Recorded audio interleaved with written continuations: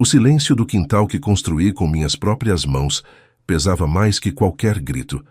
Ali estava meu filho de 32 anos, Ricardo, sentado num banco de madeira que eu mesmo fiz quando ele tinha 8 anos, com o rosto enterrado nas mãos, soluçando como uma criança. Mas não eram lágrimas de quem perdeu um brinquedo. Eram lágrimas de quem sabia que havia destruído algo muito maior que qualquer objeto. A confiança de um pai. Filho, o que foi? O que aconteceu? Perguntei, minha voz saindo mais rouca que o normal. Tinha dirigido 3 horas desde São Paulo até Campinas, só para ver como ele estava se adaptando na casa que comprei para ele recomeçar a vida depois do divórcio turbulento. O terreno de 500 metros quadrados, a casa de 3 quartos, tudo quitado, tudo no nome dele. Presente de um pai que acreditava estar ajudando o filho a se reerguer. Ricardo levantou o rosto e o que vi me fez dar 2 passos para trás. Não eram só lágrimas, era terror. Era a expressão de alguém que havia sido pego em uma mentira tão grande que não cabia mais em palavras. Pai, Ele começou, mas a voz falhou. As mãos tremiam. Pai, eu preciso te contar uma coisa. Eu não consigo mais carregar isso sozinho. Senti algo estranho no peito, como se meu coração tivesse perdido o compasso. 40 anos trabalhando como engenheiro civil, construindo prédios que duram décadas, e ali estava eu, sentindo que algo dentro de mim estava prestes a desabar. Fala, Ricardo. O que você fez? Ele se levantou, caminhou até a cerca que eu havia ajudado a instalar no mês passado, e disse as palavras que cortaram minha alma como uma serra elétrica atravessando madeira de lei. Pai, eu usei seu nome como avalista, em tudo. Cartão de crédito, empréstimos, financiamentos, e eu não consegui pagar nada. Seu CPF está sujo, pai. Seu nome está no Serasa, por minha causa. O mundo parou, literalmente parou. O barulho dos pássaros sumiu. O vento nas árvores que eu tinha plantado ali parou de fazer barulho. Até minha respiração parou por alguns segundos. 40 anos de nome limpo, de crédito impecável, de orgulho em pagar tudo em dia, de ser conhecido no banco como o engenheiro que nunca atrasa nem um boleto.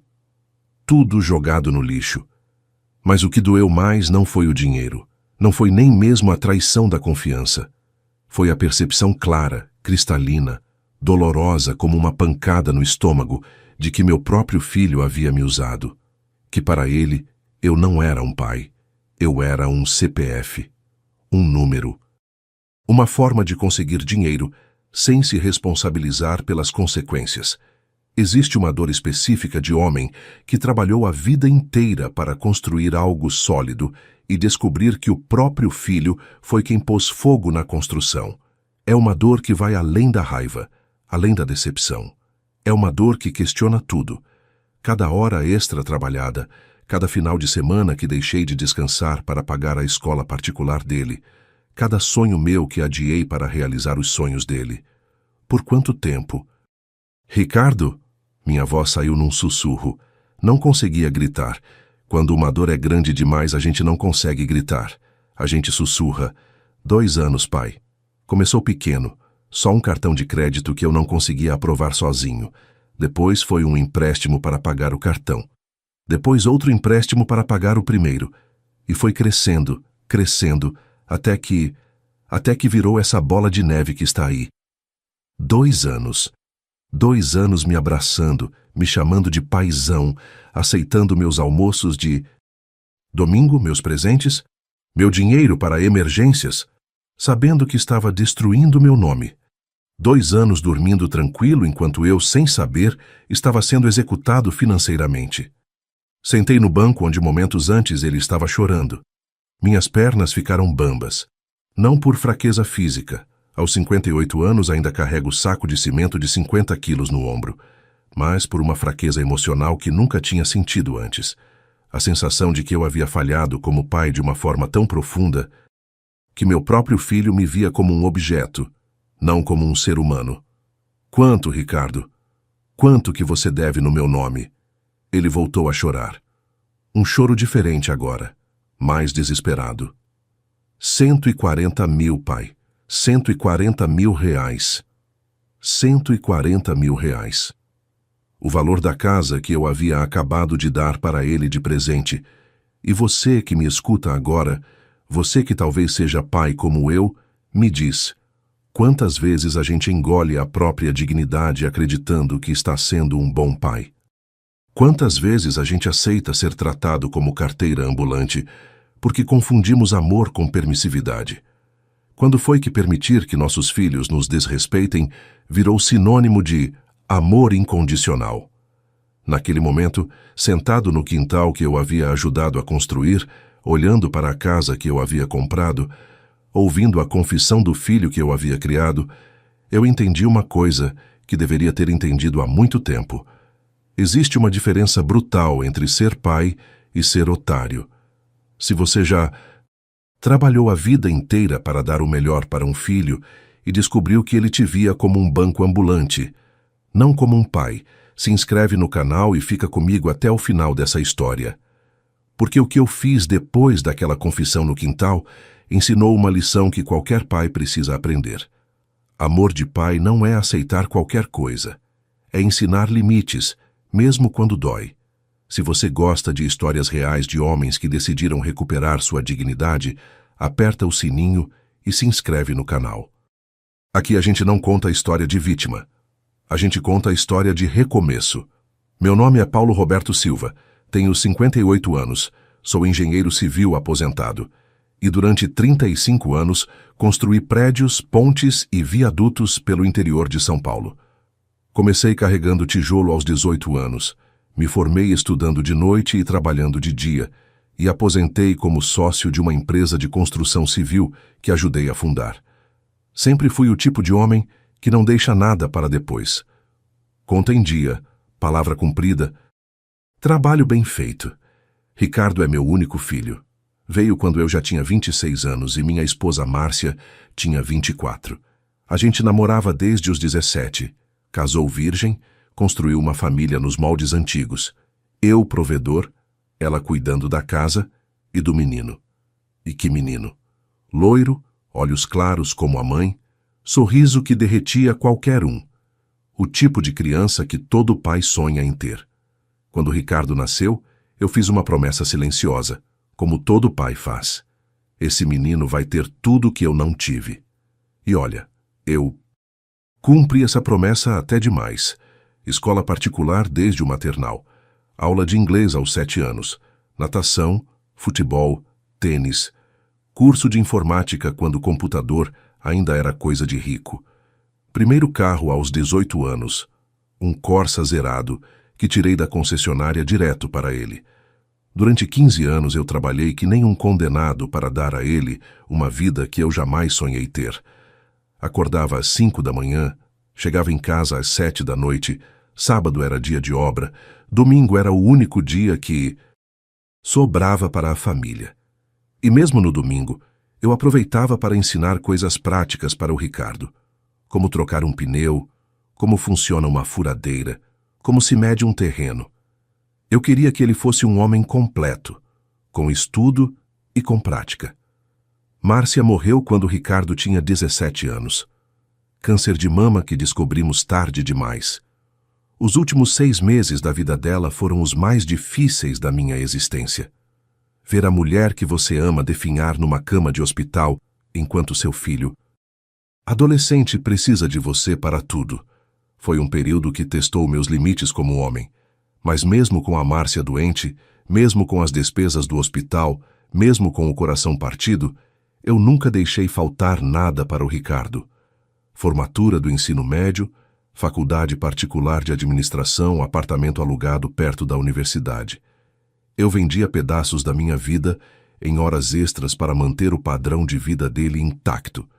Quando Ricardo se formou, aos 22 anos, eu estava orgulhoso como um pavão. Primeiro da família a ter diploma superior, emprego garantido numa empresa de logística, namorada bonita, a Fernanda, filha de um contador, moça de família boa. Parecia que tudo havia dado certo, Parecia que todos os sacrifícios tinham valido a pena. O casamento deles foi uma festa linda. 200 convidados, buffet no clube da cidade, lua de mel em Cancún que eu paguei integralmente. Ricardo estava radiante. Me abraçou no altar e disse: Pai, nada disso seria possível sem o Senhor. O Senhor é meu herói. Eu chorei naquele dia. Chorei de orgulho.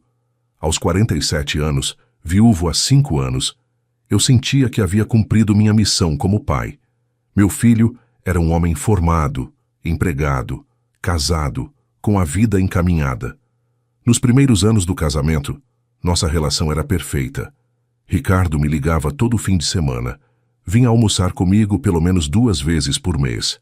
Me consultava sobre decisões importantes. Quando ele e a Fernanda compraram o primeiro apartamento, ele me pediu para avaliar a documentação. Quando mudaram de carro, ele me levou junto na concessionária. Pai sabe dessas coisas, ele dizia, mas alguma coisa mudou depois do 3º ano de casamento. Não sei se foi influência da Fernanda, não sei se foi a pressão do trabalho, não sei se foram as más companhias que ele arrumou, mas Ricardo começou a ficar diferente. As visitas ficaram mais espaçadas. As ligações diminuíram. Quando eu ligava, ele estava sempre correndo, sempre com pressa, sempre tinha que resolver umas coisas. Os almoços de domingo viraram quinzenais, depois mensais, depois esporádicos, e começaram os pedidos de dinheiro. Primeiro foi sutil. Pai, você pode me ajudar com R$300? O carro deu problema. Claro que eu ajudei. É para isso que pai existe, não é? Depois foi: pai, a Fernanda precisa fazer um tratamento dentário. São R$1.500. O plano não cobre. Óbvio que eu paguei. Os pedidos foram aumentando em frequência e valor, sempre com justificativas plausíveis. Conserto do carro, problema de saúde da Fernanda, curso de especialização, reforma no apartamento. Nunca passou pela minha cabeça que ele pudesse estar mentindo. Pai não desconfia de filho, né? Pai acredita. Quando eles se separaram há 2 anos, Ricardo chegou na minha casa chorando que nem criança. Fernanda havia pedido o divórcio, queria metade do apartamento. Ele ia ficar sem nada. Estava desesperado, falando em dormir na rua, em desistir de tudo. Pai, eu preciso recomeçar. Eu preciso de uma oportunidade para reorganizar minha vida. Me ajuda? Só dessa vez, pai. Só essa última vez. E qual pai consegue negar ajuda para um filho desesperado? Foi quando comprei a casa em Campinas. Uma casa linda, 3 quartos, quintal grande, garagem para 2 carros. R$250 mil à vista. Coloquei no nome dele porque um homem de 30 anos precisa ter patrimônio próprio, eu pensei. Comprei também o terreno do lado, mais R$100 mil, para ele ter uma renda extra. Alugando no futuro. Tudo no nome dele. Tudo quitado. Tudo documentado. Pai, o Senhor está me salvando, ele disse quando assinamos a escritura. Eu prometo que vou dar orgulho para o Senhor. Vou reconstruir minha vida. E um dia vou devolver tudo que o Senhor fez por mim. Promessas. Palavras bonitas. Abraços apertados. E eu, como todo pai apaixonado pelo filho, acreditei em cada palavra. Durante 1 ano, tudo parecia estar indo bem. Ricardo arrumou um emprego novo, parecia animado com a vida na cidade do interior. Sempre que eu ligava, ele estava ótimo, pai, tudo caminhando.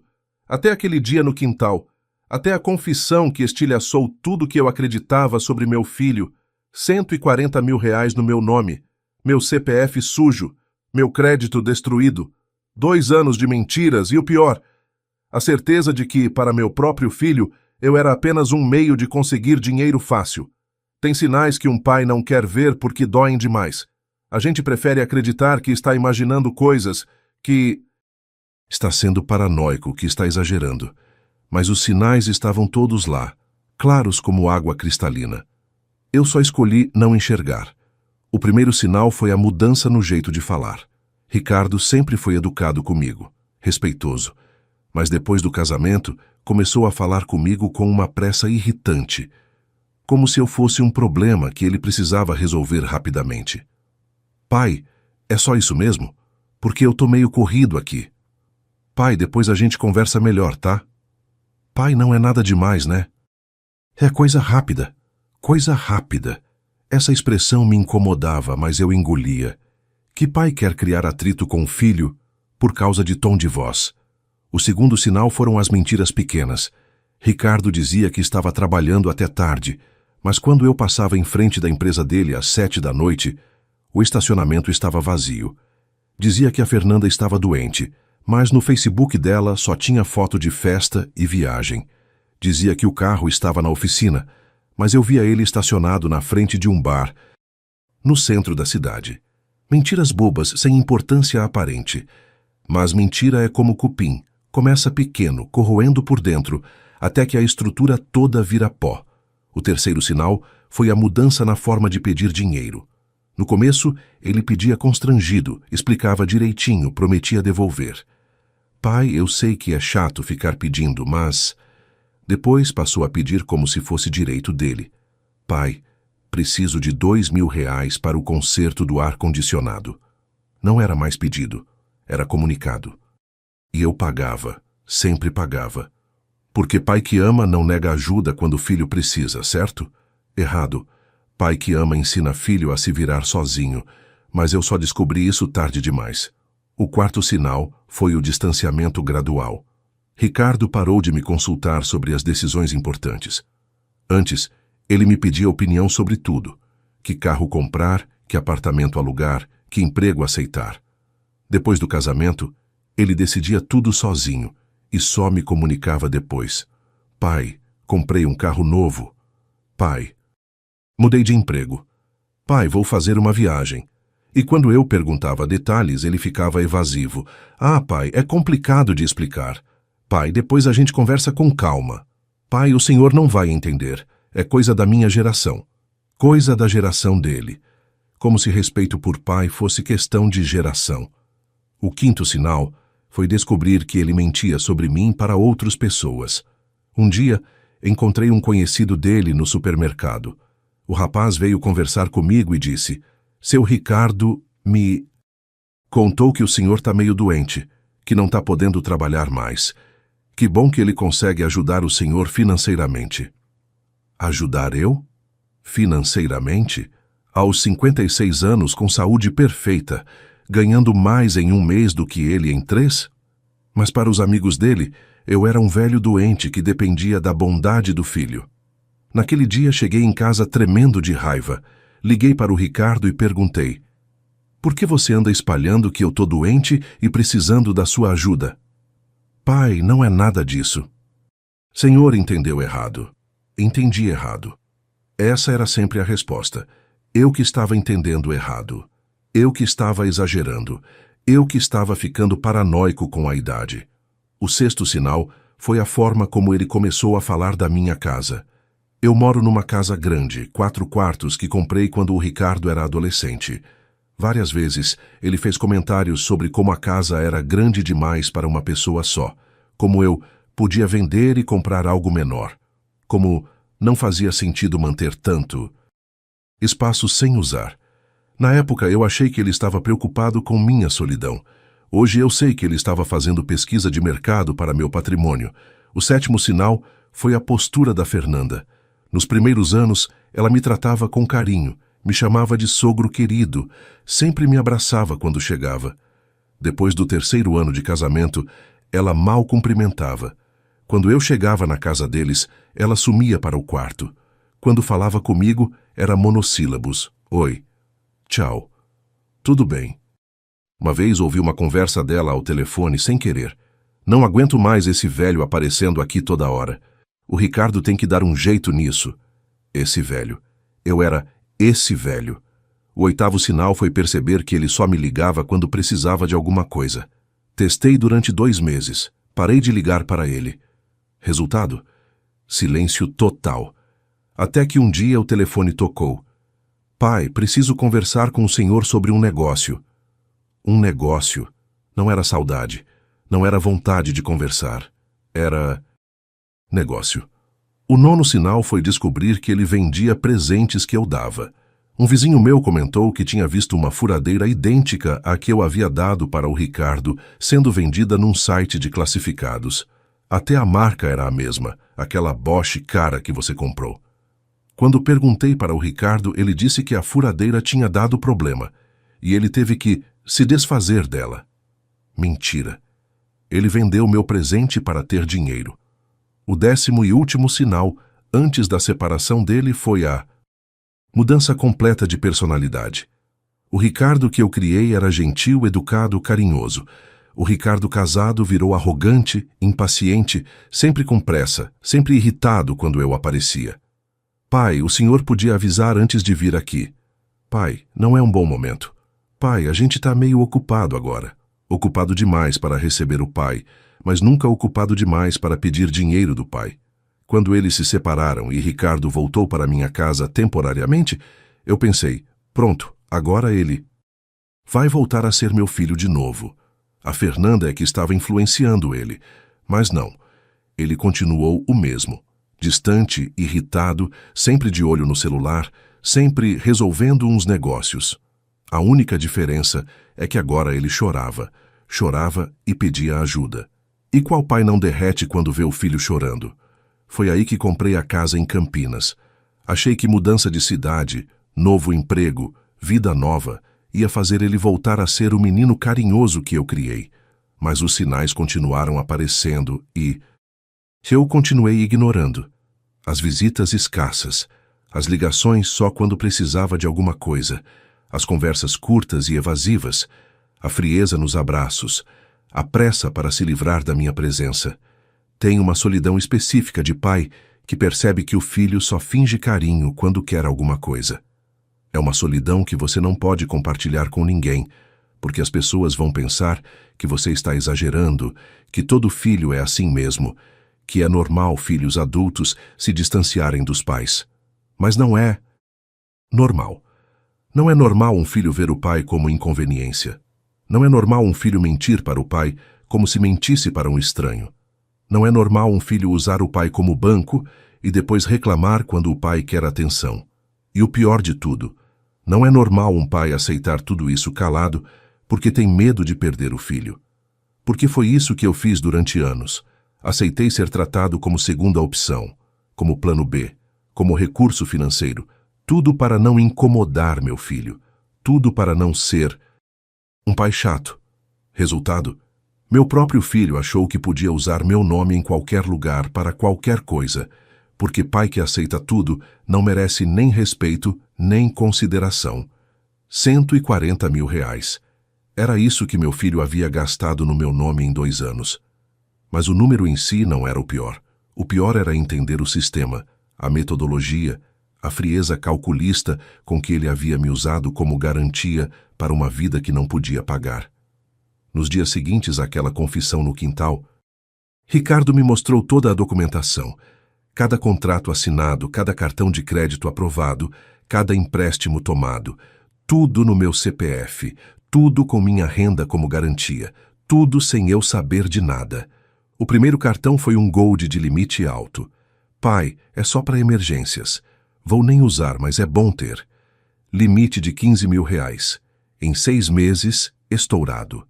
Pagamento mínimo acumulando juros que pareciam crescer sozinhos. 8% ao mês, 152% ao ano. Matemática simples que qualquer engenheiro entende. Mas que meu filho escolheu ignorar. Como você pagava o mínimo, Ricardo? De onde vinha o dinheiro? Do segundo cartão, pai. Segundo cartão. Também no meu nome. Limite de 10 mil. Usado integralmente para pagar o primeiro cartão e mais algumas necessidades urgentes. Jantar em restaurante caro, roupas de marca, um final de semana em Campos do Jordão com uma namorada nova que arrumou depois da separação. E para pagar o segundo cartão? Terceiro cartão, pai. Era um sistema perfeito de transferir dívidas. Um cartão pagava o outro, um empréstimo quitava 3 cartões, um novo empréstimo maior cobria os empréstimos anteriores. E a bola de neve crescendo, crescendo, crescendo, sempre no meu nome, sempre com minha reputação como garantia. Ricardo, mas os bancos não questionavam. Como você conseguia aprovar tudo isso sem eu saber? Pai, o senhor tem um CPF limpo há 40 anos. Tem propriedades, tem renda comprovada, é aposentado com benefício garantido. Para os bancos, o senhor é o cliente ideal. Eles aprovariam qualquer coisa. 40 anos de nome limpo. 40 anos pagando tudo em dia, construindo credibilidade, sendo o tipo de cliente que banco sonha em ter. E meu próprio filho usou essa reputação como moeda de troca para bancar uma vida de mentiras. Mas, Ricardo, você precisava da minha assinatura, dos meus documentos. Como você conseguiu tudo isso? A resposta me gelou o sangue. Pai, o senhor sempre assinou qualquer coisa que eu pedisse. Pai, assina aqui que... É para regularizar umas coisas. Pai, preciso da sua renda comprovada para um negócio. O senhor nunca leu nada, pai. Nunca questionou nada. Era verdade. Verdade dolorosa. Mas verdade. Sempre que Ricardo chegava com papéis para eu assinava. Confiança cega. Pai não desconfia de filho. Pai assina o que filho pede. Pai acredita que filho só vai pedir assinatura para coisas honestas. E quando chegavam as cobranças, Ricardo, as correspondências do banco? Pai, eu mudei o endereço de... correspondência de tudo para minha casa. O senhor nunca recebia nada. Estratégia militar. Ele controlava totalmente o fluxo de informação. Eu estava sendo executado financeiramente e não sabia de nada. Continuava minha vida normal, indo dormir tranquilo todas as noites, enquanto meu nome era destroçado no mercado financeiro. O detalhamento completo da exploração me deixou enjoado.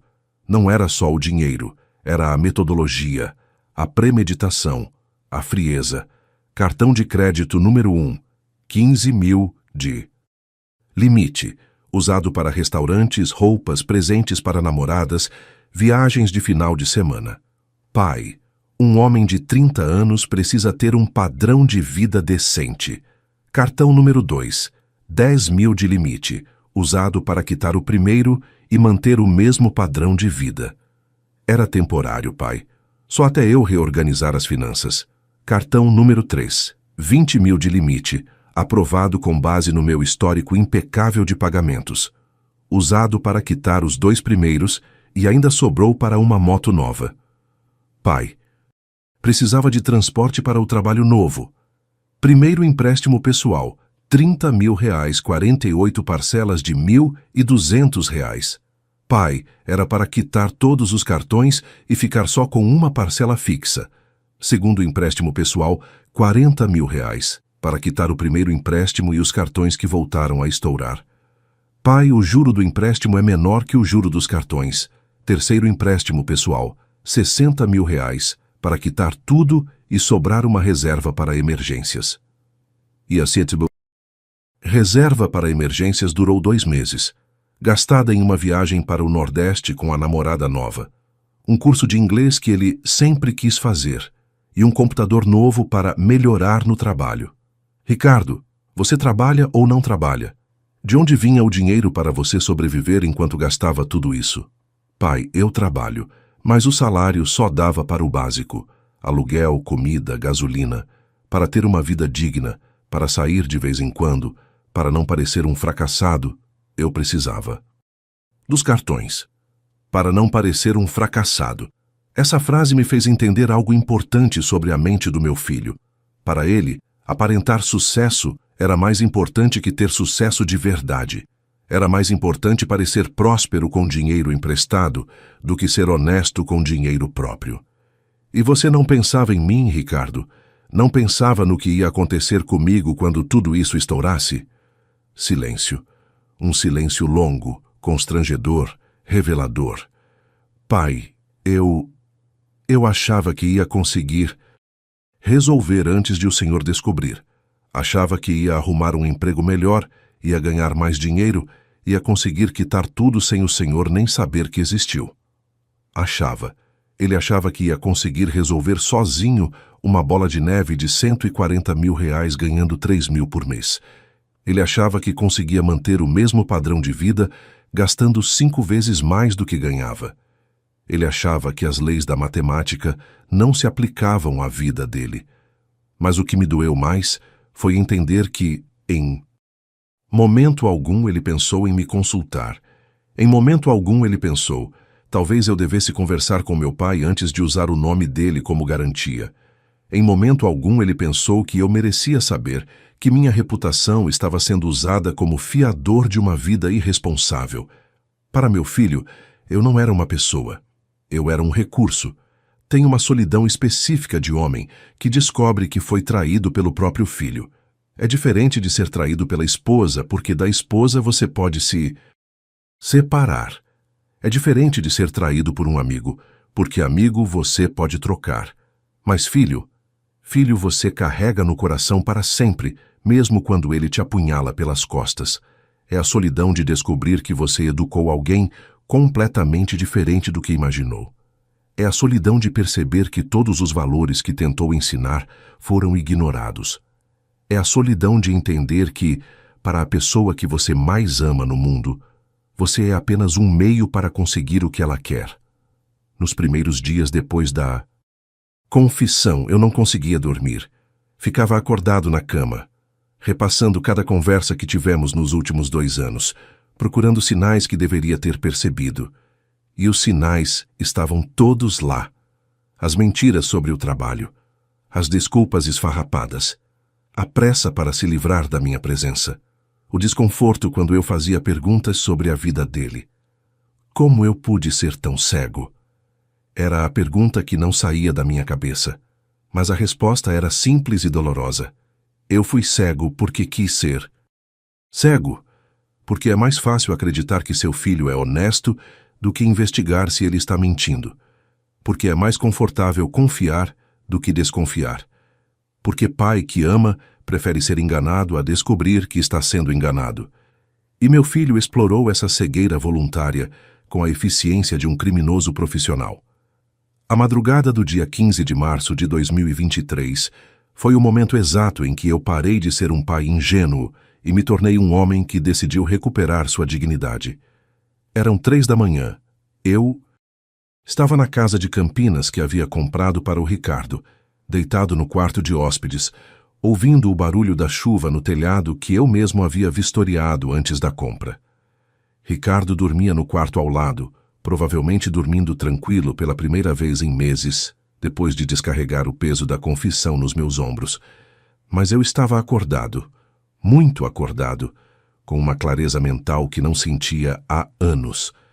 Foi naquele momento que tudo mudou na minha cabeça. Paulo Roberto, falei comigo, mesmo em voz baixa, você tem 58 anos, trabalhou 40 anos da sua vida, criou um filho com amor, dedicação, sacrifício, e agora está aqui, numa casa que você comprou para esse filho, descobrindo que ele te usou como um cartão de crédito sem limite. A pergunta é: o que você vai fazer com isso? A raiva que eu estava sentindo era diferente de qualquer raiva que já senti na vida. Não era a raiva explosiva de quem briga no trânsito. Não era a raiva irritada de quem se aborrece com problemas pequenos. Era uma raiva fria, calculista, de engenheiro que analisa uma estrutura defeituosa e decide se vai reformar ou demolir tudo. E naquela madrugada, eu decidi demolir. A primeira decisão foi clara. Eu ia descobrir exatamente o tamanho real do estrago. Ricardo me contou sobre R$140 mil, mas filho que mente sobre empréstimo pode mentir sobre valor. Eu precisava ver tudo com meus próprios olhos. Às 6 da manhã, liguei para meu contador, o Carlinhos, que cuida das minhas finanças há 15 anos. Paulo, você tá ligando muito cedo, cara. Aconteceu alguma coisa? Carlinhos, preciso que você faça um levantamento completo do meu CPF. Tudo que está em aberto no meu nome. Tudo mesmo. Paulo, mas você não tem nada em aberto. Seu CPF é limpo que nem patente de general. Carlinhos, só faz o que eu tô pedindo, e faz hoje. É urgente. 2 horas depois, Carlinhos me ligou de volta. A voz dele estava diferente, tensa. Paulo, você tá sentado? Fala, Carlinhos. Cara, seu CPF tem mais movimento que conta de traficante. Tem 7 cartões de crédito, 4 empréstimos pessoais, 2 contas correntes que eu nem sabia que existiam e uma penca de financiamento em aberto. O valor total... Paulo, senta aí. É de R$212 mil. R$212 mil. Não 140 como Ricardo havia confessado. Ele mentiu até na confissão. Carlinhos, consegue me arranjar cópia de todos os contratos? Quero ver cada papel, cada assinatura. Consigo sim, mas... Paulo, me explica uma coisa. Como você assinou tudo isso sem saber? Boa pergunta. Como é que um engenheiro acostumado a ler projeto de 100 páginas antes de executar uma obra assina contratos financeiros sem ler? Como é que um homem que confere 3 vezes uma conta de restaurante assina papéis bancários sem questionar? A resposta era simples, porque era meu filho quem estava pedindo. E pai não desconfia de filho, pai confia cegamente. E meu filho explorou essa confiança como um vírus explora. Uma ferida. Mas agora eu sabia. E saber é poder. A segunda decisão foi ainda mais fria. Eu ia investigar cada centavo gasto. Queria saber onde meu dinheiro foi parar. Queria saber se foi investido em alguma coisa útil ou se foi jogado fora em futilidades. Durante 3 dias, enquanto Ricardo trabalhava, eu vasculhei a casa inteira. Não como pai preocupado, como detetive. Procurei recibos, comprovantes, extratos, qualquer papel que me desse pistas sobre onde meu dinheiro havia sido investido. O que encontrei me deixou com mais raiva ainda. Recibo de uma moto Honda CB 600 Hornet, R$28 mil. Comprada no meu nome, é claro, mas sem eu saber. Ricardo andava de moto cara enquanto me dizia que estava apertado financeiramente. Comprovantes de 3 viagens para o Nordeste nos últimos 2 anos. Pacotes completos, passagem, hotel 5 estrelas, passeios, restaurantes. R$15 mil só de viagem, enquanto me pedia dinheiro emprestado para emergências. Recibos de roupas de... marca 3 ternos Hugo Boss, 5 camisas de seda, 2 pares de sapato italiano. R$8 mil em roupas. Para um cara que me dizia que mal conseguia pagar o aluguel. Comprovantes de jantares em restaurantes caros. Sempre para 2 pessoas. Sempre com vinhos importados. R$1.500 numa única noite, enquanto eu comia sanduíche de mortadela na obra para economizar dinheiro e poder ajudar meu filho necessitado. E o pior, encontrei o projeto de uma casa que ele estava planejando construir no terreno que eu comprei para ele. Orçamento de R$300 mil, financiado, é óbvio, no meu nome. Quando vi aquele projeto, aqueles desenhos da casa dos sonhos que ele ia construir com meu dinheiro, sem me consultar, eu senti uma coisa que nunca tinha sentido antes. Ódio. Ódio puro, cristalino, do meu próprio filho. Não era mais decepção, não era mais tristeza, era ódio mesmo, de quem entende que foi usado, enganado, manipulado de forma calculada e premeditada. Terceira decisão foi a mais importante. Eu ia ensinar uma lição que ele jamais esqueceria. Mas não ia fazer isso na emoção. Ia fazer com frieza, com planejamento, com a mesma metodologia que uso para projetar uma construção. Primeiro passo, tirar cópia de tudo. Todos os contratos que ele assinou no meu nome. Todos os extratos das contas. Todos os comprovantes de gastos que encontrei na casa. Tudo fotografado, copiado, organizado em pastas. Documentação completa da fraude. Segundo passo, consultar um advogado. Queria saber meus direitos, minhas opções legais, o que podia fazer para me proteger e para responsabilizar quem tinha que ser responsabilizado. Terceiro passo, fazer um levantamento completo do meu patrimônio. A casa de São Paulo, a casa de Campinas que comprei para ele, o terreno, as aplicações financeiras, a aposentadoria. Queria saber exatamente o que eu tinha para saber exatamente o que podia perder. Quarto passo, decidir o que fazer com Ricardo.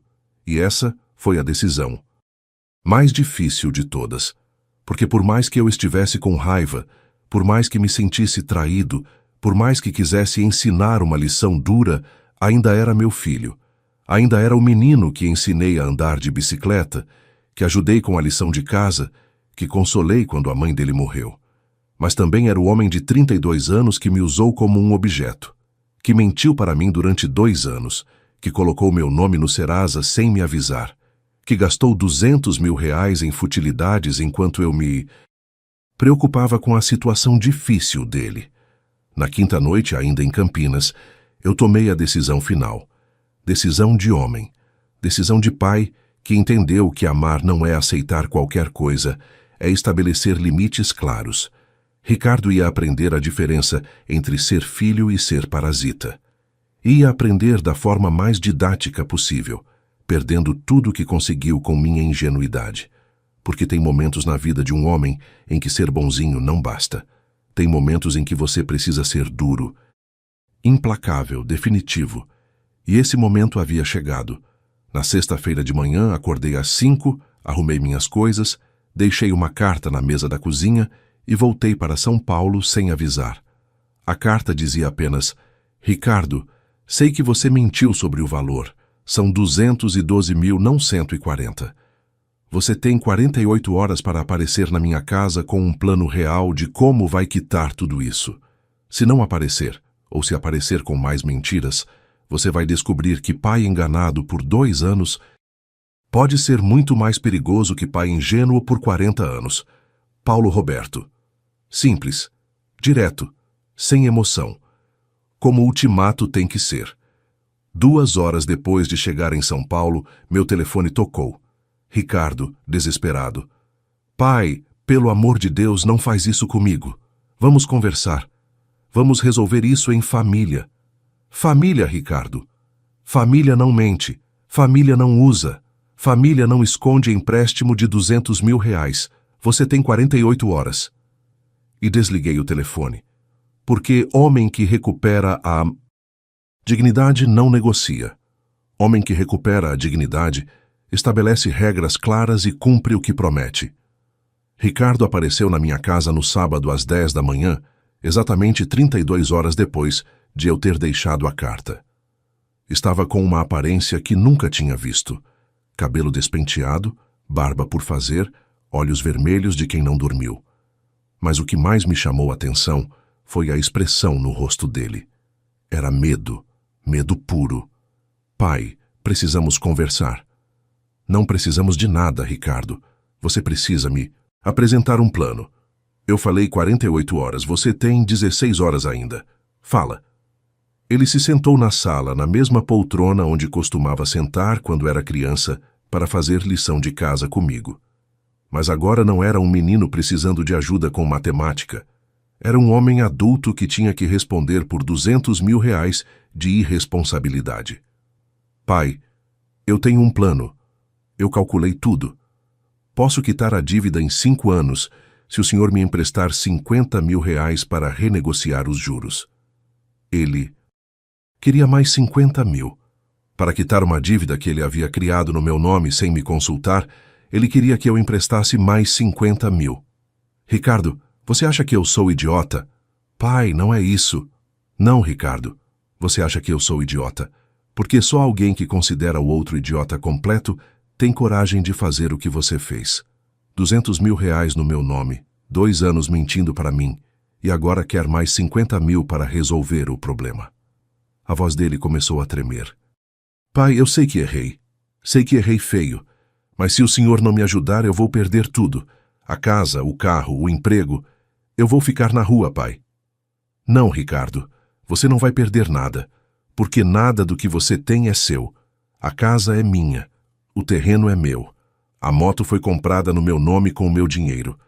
Você não vai perder nada porque você nunca teve nada. Nesse momento, vi algo nos olhos dele que nunca tinha visto antes. Desespero real. O desespero de quem entende que o jogo acabou, que as cartas estão na mesa, que não tem mais como fingir. Pai, pelo amor de Deus, me dá uma chance. Só mais uma chance. Ricardo, eu te dei 32 anos de chances. Paguei sua escola, sua faculdade, seu casamento, sua separação. Comprei casa, comprei terreno, emprestei dinheiro para todas as suas emergências. E você retribuiu usando meu nome para viver uma vida de mentiras. A fase das chances acabou. Foi quando tirei da pasta todos os documentos que havia organizado durante a semana. Contratos, extratos, comprovantes de gastos, fotografias dos recibos que encontrei na casa dele. Senta aí que eu vou te mostrar uma coisa. Comecei a colocar os papéis na mesa da sala, um por um, organizados cronologicamente. Esse aqui é o primeiro cartão que você fez no meu nome. 15 mil de limite. Você disse que era para emergências. Olha os gastos: restaurante, shopping, posto de gasolina, loja de roupas. Que emergência é essa, Ricardo? Ele tentou falar, mas eu continuei. Esse aqui é o segundo cartão. 10 mil de limite, usado integralmente para pagar o primeiro cartão e mais alguns gastos pessoais. Olha esse lançamento aqui, R$ 2.500 numa joalheria. Que joia você comprou, Ricardo?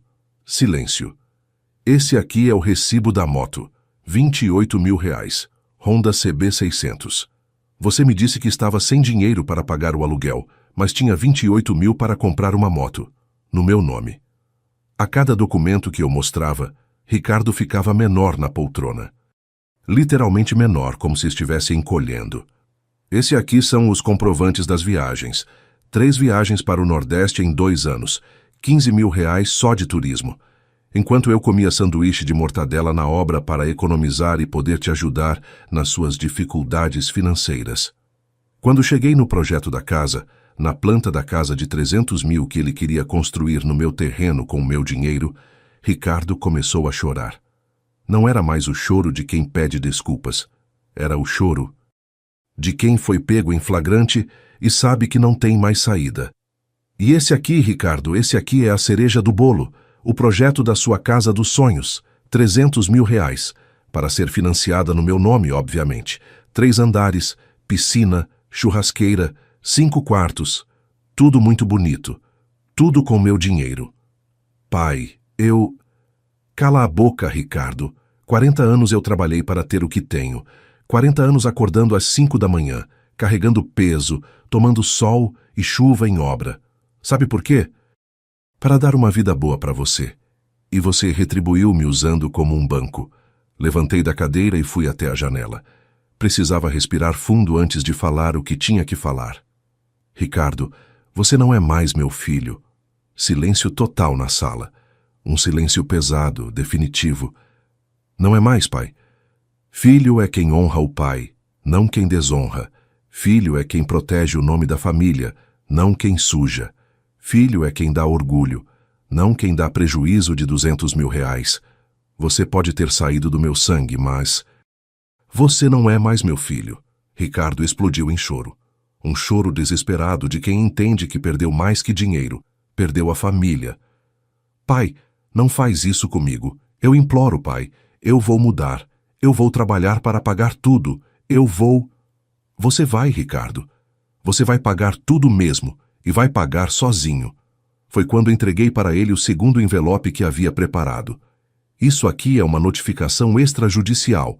Você tem 30 dias para apresentar um plano de pagamento real para quitar os 212 mil que você gastou no meu nome.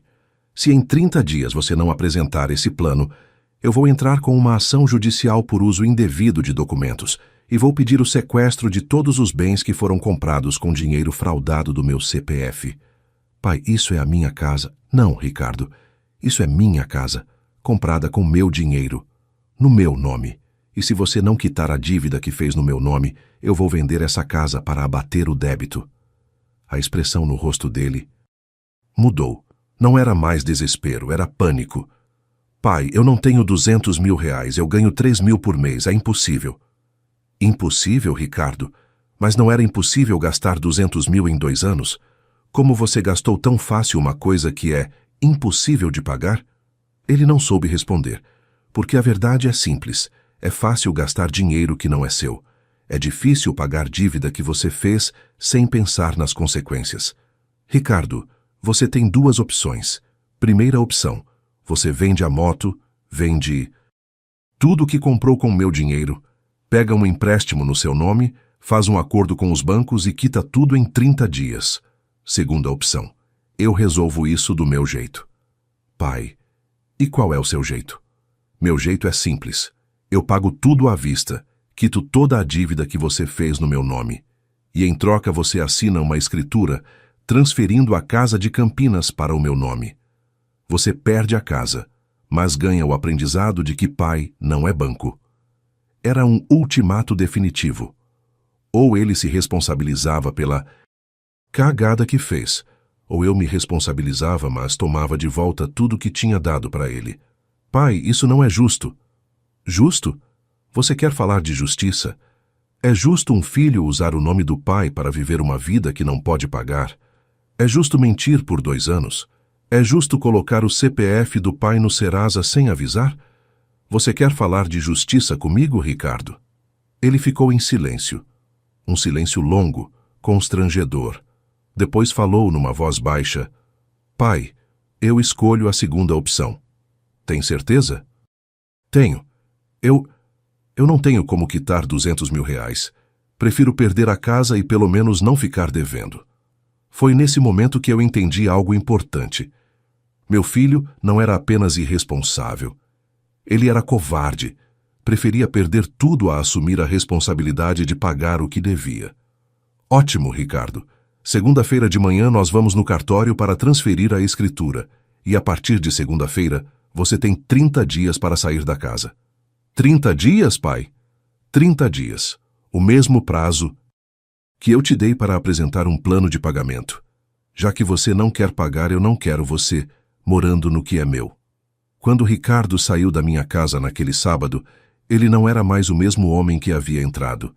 Era um homem quebrado, humilhado, que havia entendido na marra que ações têm consequências. E eu não era mais o mesmo pai. Era um homem que havia recuperado sua dignidade, mesmo que isso custasse a relação com o único filho, porque tem momentos na vida em que você precisa escolher entre ser respeitado e ser amado. E eu escolhi ser respeitado. Os primeiros dias depois que Ricardo assinou a transferência da escritura foram estranhos. Uma mistura de alívio com uma solidão que eu não sabia como definir. 40 anos sendo pai, e de repente você não é mais pai de ninguém. É uma sensação estranha, como tirar um sapato apertado que você usou a vida inteira. Dói, mas ao mesmo tempo liberta. A casa de São Paulo, que sempre foi cheia de vida, ou pelo menos da expectativa de vida quando Ricardo vinha me visitar, ficou silenciosa de um jeito diferente. Não era mais o silêncio de quem espera a companhia. Era o silêncio de quem escolheu a paz. 3 semanas depois de ter resolvido toda a situação financeira, paguei todos os empréstimos à vista, quitei todos os cartões, limpei meu nome. Eu estava tomando café numa segunda-feira de manhã, quando o telefone tocou. Era meu contador, Carlinhos. Paulo, seu CPF voltou a ser limpo, que nem patente de general. E, cara, depois de quitar tudo aquilo, seu score subiu ainda mais. Os bancos devem estar pensando que você é o melhor pagador do país. Era irônico. Depois de ter meu nome destruído pelo meu próprio filho, eu estava com o CPF mais limpo que já tive na vida. R$ 212.000 pagos à vista fazem esse efeito na reputação de um homem. Carlinhos, quero que você faça mais uma coisa para mim. Quero que você bloqueie meu CPF para consultas de terceiros. Não quero que ninguém mais consiga fazer nada no meu nome sem eu estar presente fisicamente. Paulo, isso é meio radical. Nem sua esposa vai conseguir fazer nada em nome próprio usando sua renda. Carlinhos, eu não tenho esposa. E não pretendo ter filho que use meu nome nunca mais na vida. Foi a partir dessa ligação que eu entendi que tinha que reconstruir minha identidade. Durante 32 anos, eu fui o pai do Ricardo. Agora eu precisava descobrir quem era Paulo Roberto Silva além de pai. A primeira coisa que fiz foi algo que estava adiando há 10 anos. Reformei a casa. Não reforma pequena, reforma grande. Quebrei a parede entre a sala e a cozinha para fazer um ambiente integrado. Troquei todo o piso, pintei tudo, mudei os móveis de lugar. A casa virou outra. Era simbólico. Eu estava reconstruindo meu espaço físico para reconstruir meu espaço emocional. Durante a reforma, que durou 2 meses, Eu descobri algo que tinha esquecido há décadas. Eu gosto de trabalhar com as mãos. Não apenas projetar, não apenas supervisionar obra. Gosto de pegar no martelo, na furadeira, na lixa. Gosto do cheiro de tinta, do barulho da serra elétrica, da sensação de estar construindo algo do zero. Paulo, você não precisa fazer isso, dizia o pedreiro que contratei. Você pode só supervisionar. Não quero supervisionar, quero trabalhar. E trabalhei. Todos os dias, das 7 da manhã às 5 da tarde, de capacete, botas, macacão. Aos 58 anos, eu estava mais forte fisicamente do que aos 40, e mentalmente mais leve do que havia estado em décadas. Durante esses 2 meses de reforma, algo interessante começou a acontecer. Eu comecei a receber ligações dos vizinhos, perguntando se eu não queria fazer algum serviço para eles. Paulo, você não quer dar uma olhada na minha cozinha? Paulo, preciso trocar umas telhas, você aceita o trabalho? No começo, eu disse que era só hobby, que não estava trabalhando profissionalmente. Mas depois de 5 vizinhos perguntando, eu entendi que o universo estava me mandando um recado. Talvez eu não devesse ficar parado. Foi assim que, aos 58 anos de idade, eu abri uma microempresa. Paulo Roberto Silva, Reformas Residenciais. Não porque precisava do dinheiro. Minha aposentadoria e minhas aplicações me garantiam uma vida confortável. Mas porque precisa da sensação de estar construindo coisas, de estar sendo útil, de estar criando valor real. O primeiro cliente oficial foi o seu Antônio, vizinho de 3 casas, que queria reformar o banheiro. Serviço pequeno, 15 mil reais. Mas quando terminei o trabalho, ele ficou tão satisfeito que indicou para outros 3 vizinhos. Paulo, o cara é engenheiro civil aposentado, trabalha que nem um operário de 20 anos e cobra preço justo.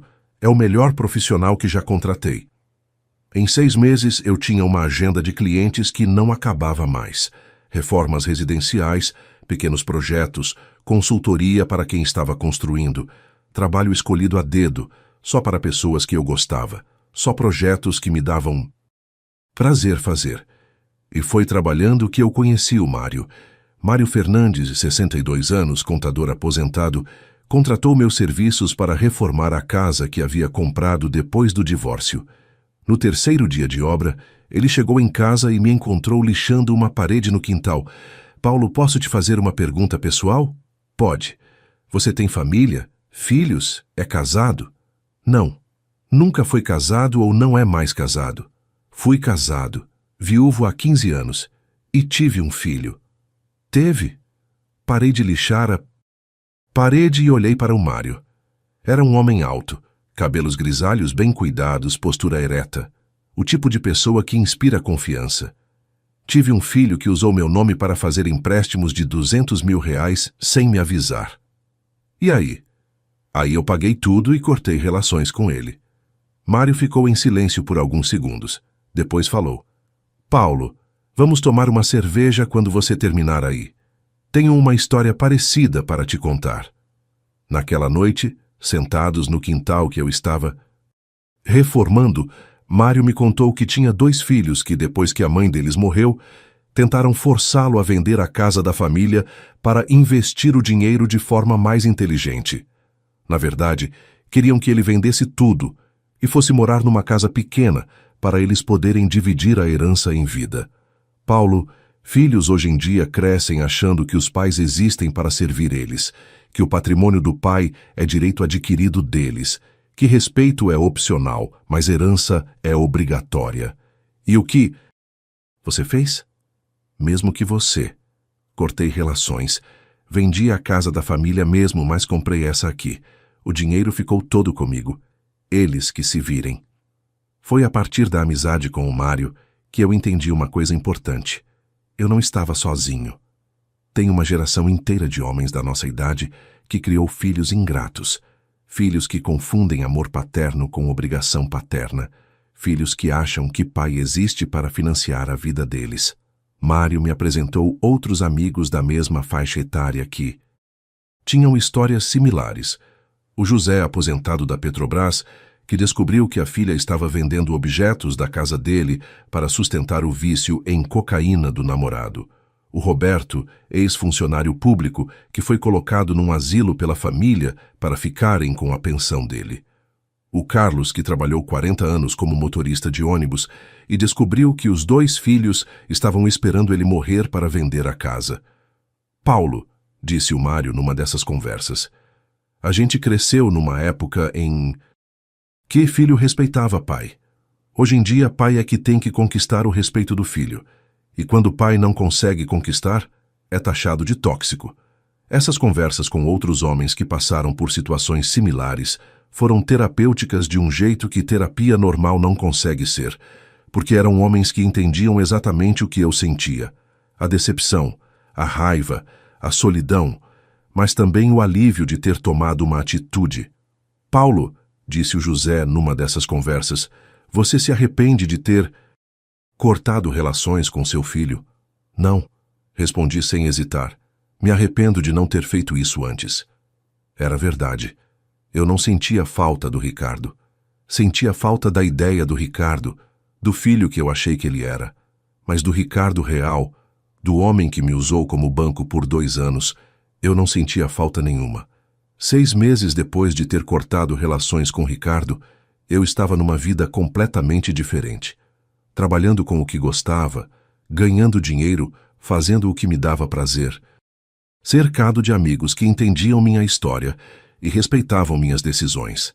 A casa reformada ficou linda, moderna, funcional, aconchegante. Completamente diferente da casa onde eu vivi com Ricardo durante décadas.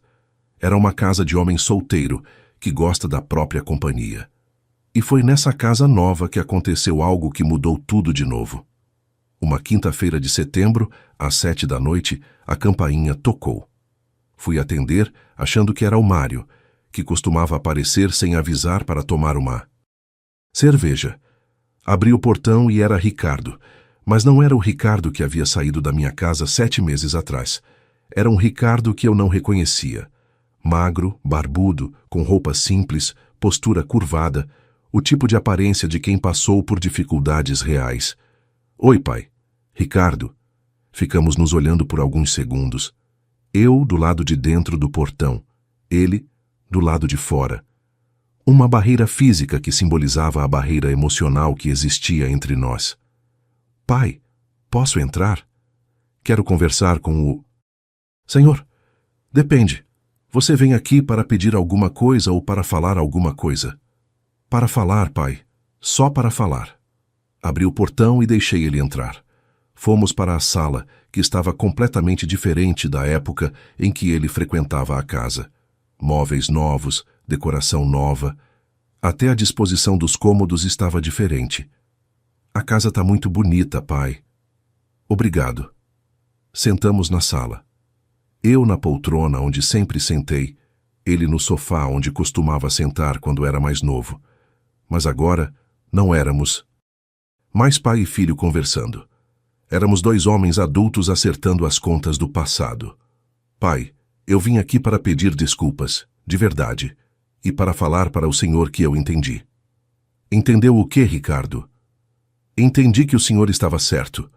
Entendi que eu era um parasita. Entendi que eu usava o senhor e ainda achava que estava no meu direito.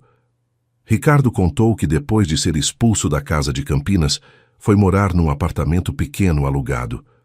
Perdeu o emprego porque ficou deprimido e não conseguia trabalhar direito. Passou 3 meses desempregado, vivendo com o pouco dinheiro que tinha guardado. Pai, pela primeira vez na vida, eu entendi o que é não ter ninguém para pedir ajuda. Pela primeira vez, eu entendi o que é ter que se virar sozinho de verdade. Ele arrumou um emprego novo, ganhando menos da metade do que ganhava antes. Teve que vender a moto, vender as roupas de marca, vender tudo que tinha de valor para conseguir se manter. Pai, hoje eu ganho R$ 1.800 por mês. Pago 1.000 de aluguel, 300 de comida, 100 de transporte. Sobram R$ 400 para tudo o resto. E sabe de uma coisa? Eu nunca fui tão feliz. Por quê? Porque tudo que eu tenho hoje é meu, conquistado com meu trabalho, com meu suor. Não é nada que eu peguei emprestado do Senhor ou de ninguém. É meu. Era uma mudança real. Não era discurso. Eu via nos olhos dele, na postura, na forma de falar. Ricardo havia entendido alguma coisa que levou 32 anos para entender. A diferença entre ter e merecer ter. Pai, eu vim aqui para falar 3 coisas para o Senhor. Primeira, eu peço desculpas pelo que fiz. Não peço perdão porque sei que não mereço, mas peço desculpas. Segunda, o Senhor estava certo em fazer o que fez. Eu precisava aprender essa lição. Terceira, eu não vim aqui para pedir nada. Não quero dinheiro, não quero casa, não quero ajuda. Vim só para falar que eu entendi. Ficamos em silêncio por alguns minutos. Um silêncio diferente do silêncio daquela última conversa. 7 meses atrás. Não era um silêncio pesado, carregado de raiva. Era um silêncio de reflexão. Ricardo, você quer um café? Quero, pai. Fui para a cozinha fazer café. E enquanto preparava, pensei numa coisa que o Mário havia me dito algumas semanas antes. Paulo, ser pai não é dar tudo para o filho. É ensinar o filho a conquistar tudo sozinho. Quando voltei com o café, Ricardo estava olhando as fotos da parede. Fotos da reforma da casa, fotos minhas trabalhando, fotos com meus novos amigos. Pai, o senhor tá bem. Tá com uma cara de quem tá vivendo de verdade. Tô vivendo, Ricardo. Pela primeira vez em muito tempo, tô vivendo para mim, não para mais ninguém. Pai, posso fazer uma pergunta? Pode. O senhor me perdoa?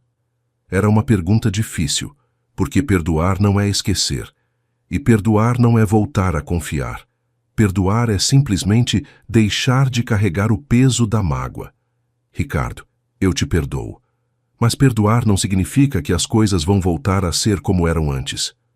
Eu sei, pai. Eu não quero que volte a ser como era antes. Como era antes não era bom nem para o Senhor nem para mim. Como assim? Pai, eu era um homem de 32 anos que não sabia viver sozinho, que dependia do Senhor para tudo, que não tinha responsabilidade nenhuma, porque sabia que se fizesse besteira o Senhor ia resolver. Isso não era bom para mim. Ricardo estava certo. A relação que tínhamos antes não era saudável. Era uma relação de dependência, não de amor. Era uma relação onde ele me usava e eu deixava ser usado porque confundia isso com ser um bom pai. E para o Senhor também não era bom, continuou Ricardo. O Senhor vivia para me agradar, para resolver meus problemas, para bancar minha irresponsabilidade. O Senhor não vivia a vida do Senhor. Era verdade. Durante anos eu havia vivido em função do Ricardo. Meus planos eram os planos dele. Minhas prioridades eram as prioridades dele. Minha vida era a vida dele. Ricardo, o que você quer daqui para frente? Pai, quero ter uma relação honesta com o Senhor. Sem mentiras, sem pedidos de dinheiro, sem dependência. Quero ser seu filho de verdade, não seu parasita. E como seria essa relação? Não sei, pai. Talvez a gente possa almoçar junto uma vez por mês. Conversar como 2 homens adultos conversam. O Senhor me conta da sua vida nova, eu conto da minha, sem interesses escondidos, sem segundas intenções. Era uma proposta interessante. Não era a relação pai-filho tradicional. Era uma relação entre 2 homens adultos que têm carinho um pelo outro, mas que mantêm suas independências. Posso pensar? Pode, pai. Não tem pressa. Quando o senhor decidir, me liga. Ricardo terminou o café, se levantou, me deu um abraço diferente, de quem respeita, não de quem quer alguma coisa, e foi embora. Naquela noite liguei para o Mário e contei sobre a visita do Ricardo. Paulo, o que você acha? Mário, acho que ele mudou de verdade, mas também acho que eu mudei. Não sou mais o mesmo pai de antes. E isso é bom ou ruim? É bom, Mário, muito bom. 2 anos se passaram desde aquela conversa com Ricardo na minha sala reformada. Hoje, numa manhã de dezembro de 2025, enquanto tomo café no quintal da minha casa e preparo as ferramentas para mais um dia de trabalho, posso dizer com certeza: foram os 2 anos mais plenos da minha vida. A empresa Paulo Roberto Silva, Reformas Residenciais, virou referência na região. Não porque eu preciso do dinheiro, mas porque descobri que trabalhar com as mãos, criar coisas bonitas, Resolver problemas práticos das pessoas me faz bem de um jeito que 40 anos de obra grande nunca fizeram. Hoje eu trabalho porque quero, não porque preciso, e isso faz toda a diferença. Ricardo?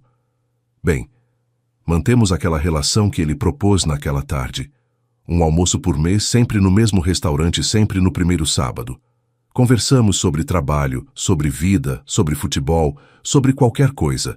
Ele nunca mais me pediu dinheiro, nem emprestado, nem presente, nada. E eu nunca mais. Ofereci. No mês passado, ele me contou que estava namorando uma moça chamada Paula, enfermeira, 28 anos, mulher de caráter, nas palavras dele. Disse que ela conhecia toda a nossa história, que ele havia contado tudo sobre o que aconteceu entre nós. Pai, a Paula disse uma coisa interessante. Ela disse que o Senhor não foi cruel comigo. Ela disse que o Senhor me ensinou a ser homem. Ensinar a ser homem. Talvez tenha sido isso mesmo que eu fiz. Talvez seja isso que todo pai deveria fazer. Ensinar o filho a ser independente, responsável, digno. Não importa a idade. Não importa se dói. Não importa se a sociedade diz que família é família e que pai tem que aceitar tudo. A verdade é que família não é laço de sangue. Família é laço de respeito mútuo. E quando o respeito acaba, a família acaba junto. Pode doer, mas é necessário. Nos últimos 2 anos, recebi algumas ligações do Ricardo nos meus aniversários, no Dia dos Pais, no Natal, conversas curtas, respeitosas, carinhosas, dentro dos novos limites que estabelecemos.